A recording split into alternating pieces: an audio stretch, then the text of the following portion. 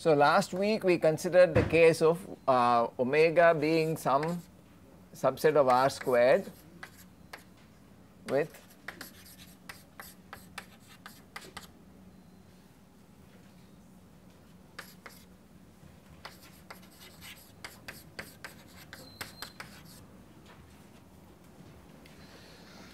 gives, so these define x and y are right are defined properly defined using this, right, and right,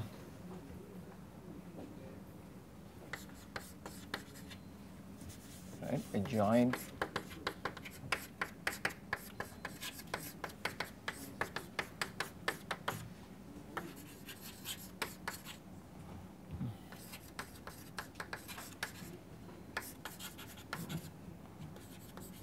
the idea is probabilities to regions, right.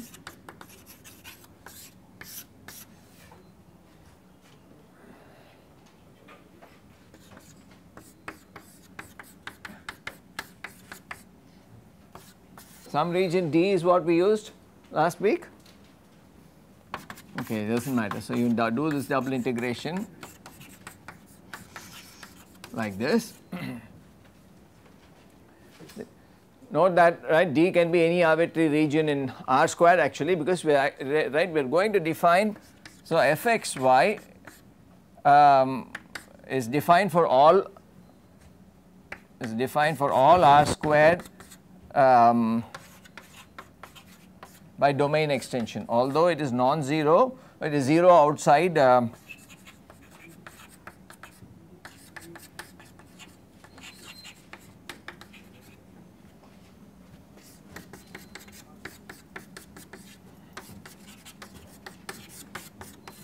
not in omega.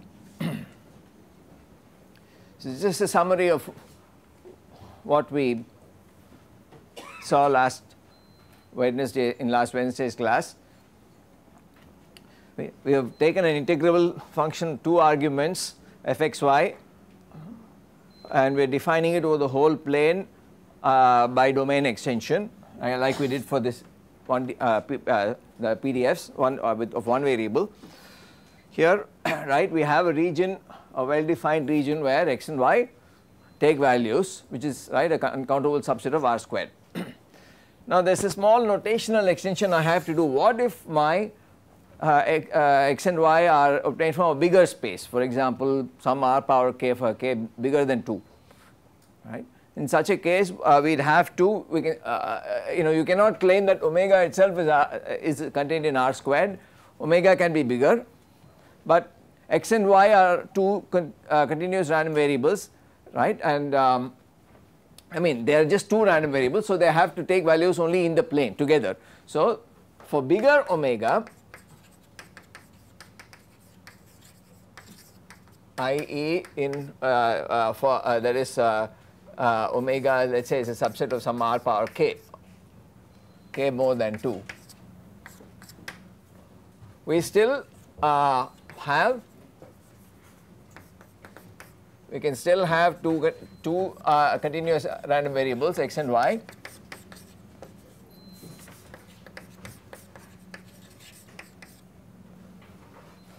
Only thing is right you will have to qualify right the subset in which they take values. So, you define omega xy as the subset of R squared where x and y take values, right, or in which jointly take values, that is also important. Now this omega xy notation we have already seen in the case of discrete, right. The same idea except that it is now an uncountable subset of R squared as opposed to a countable subset that we had earlier, isn't it. So I just want to right from now on, since we are only going to for the time being focus on two random variables x and y, we can stick to omega xy rather than, we should realize that right it is unfair to call omega xy as omega. Omega can be much bigger. You could have a random vector with umpteen components and you can just focus on 2 of them, in which case you would need something more specific. So that is all. So this notation omega xy is exactly the same whether we deal with 2 discrete random variables or 2 continuous random variables. It is a set in which they take values jointly. Okay. But otherwise you still have the joint PDF exactly defined the same way. So this omega xy becomes this region of support for, what do you understand by this region of support? What is the meaning of this idea for fxy? Like you had the interval omega in the 1D case you would talk of capital omega x being the interval of support. So here you have a region of support, that is the only region where this has non-zero values. So if you take xy outside this region of support, you guarantee that fxy is 0. Right.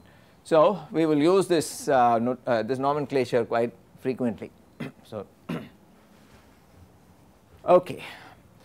So what is the limitation of, okay, so this is, remember the bottom line is that, right, fxy, use of fxy is only one way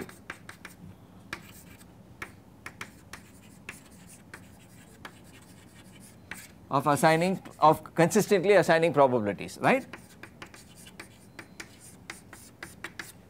But note that we have to assign P to regions, otherwise we are not, right, dealing with 2 random variables, right. So and it turns out that it is the most, right, analytically one of the simplest way, the easiest way of doing so, because these double integrals, even if you cannot evaluate them analytically, you can always evaluate them numerically and so on and so forth, right, and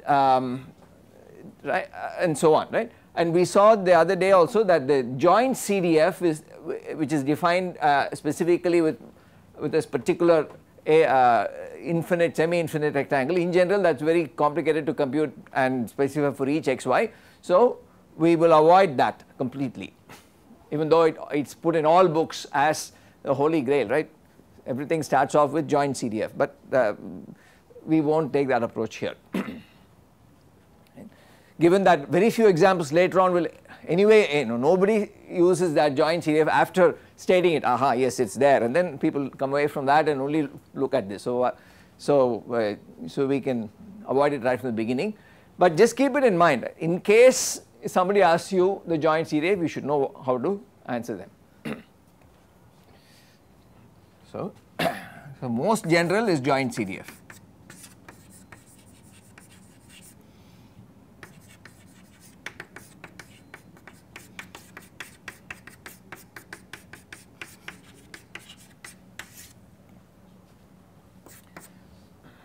This is by virtue of being a probability, it is bounded, it is always between 0 and 1, unlike this, which can take any real number, any positive real number. Okay. So anyway, so what are the limitations of using this joint PDF fx small f? It turns out that you cannot give positive probability to what types of entities in the plane. You cannot give positive probability to points, of course you cannot give positive probability beyond points. You cannot give probabilities to lines and curves. So the use of fxy means that, right, lines such as x equal to y, or in general curves, how do we define a general curve? G of x, well, let me write small x equal to y, right, instead of this, just to curves like g of xy equal to 0 always have 0 probability. If you say that, if you start off with this,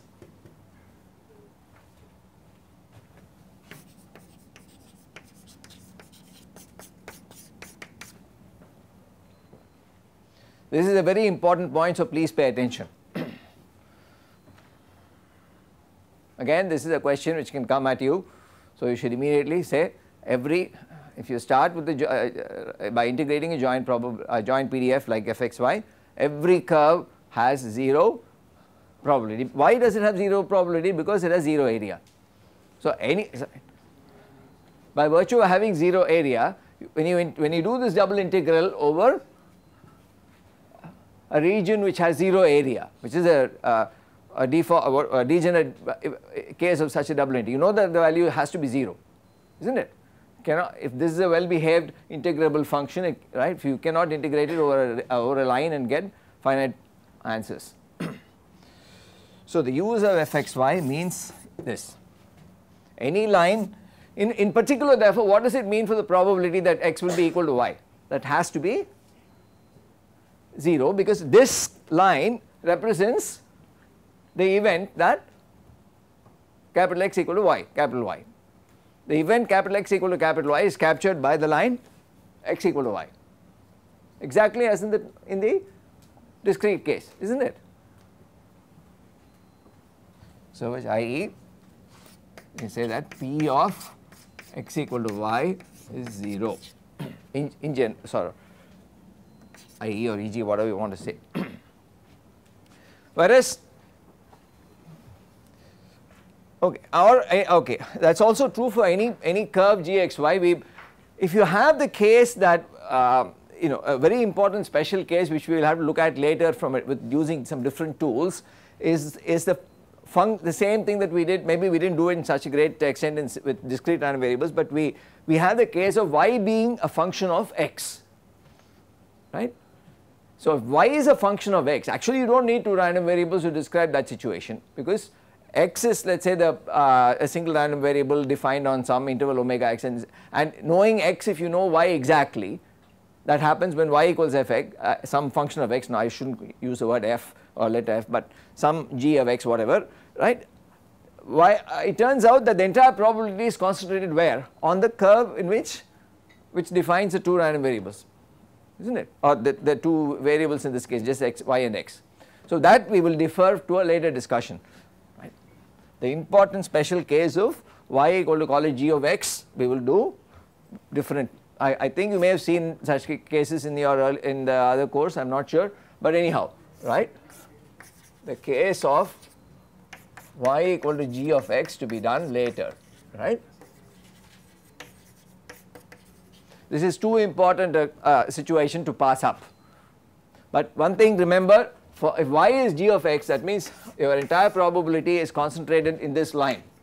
There is no probability, that is by what happens here, omega xy automatically a zero area. So all probability is, right, is concentrated here, is on this line, or this curve, shall we say, in general, right? It could be over some interval, whatever.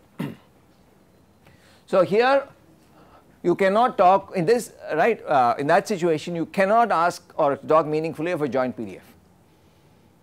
Okay, so for now we are sticking to the case, right, of this very important equation here, where we are using small the joint PDF, where we have a healthy joint PDF, a healthy non-zero region omega xy, and we are going to assign probabilities based on this very important relationship.